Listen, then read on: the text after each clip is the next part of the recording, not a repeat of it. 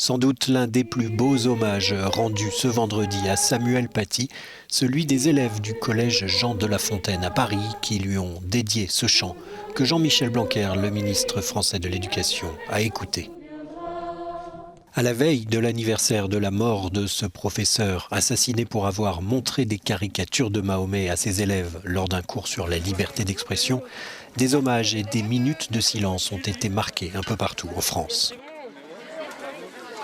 À Strasbourg, par exemple, ces élèves ont planté un arbre de la liberté en souvenir de l'enseignant de 47 ans.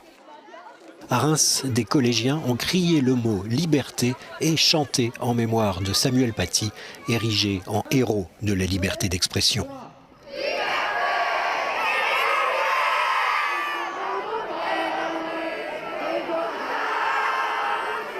Une valeur avec laquelle la République et la démocratie ne peuvent transiger est donc venu rappeler dans ce collège du 16e arrondissement de Paris le ministre de l'Éducation avant d'échanger quelques mots avec des élèves.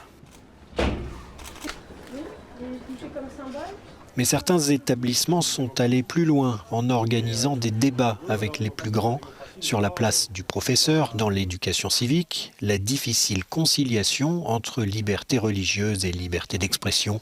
ou la limite ténue entre critique et insulte. Et à Conflans-Sainte-Honorine, là même où Samuel Paty a été assassiné, le recteur de la Grande Mosquée de Paris a lui aussi, en compagnie d'une vingtaine d'imams, rendu hommage au professeur, déposant une gerbe de fleurs en son honneur.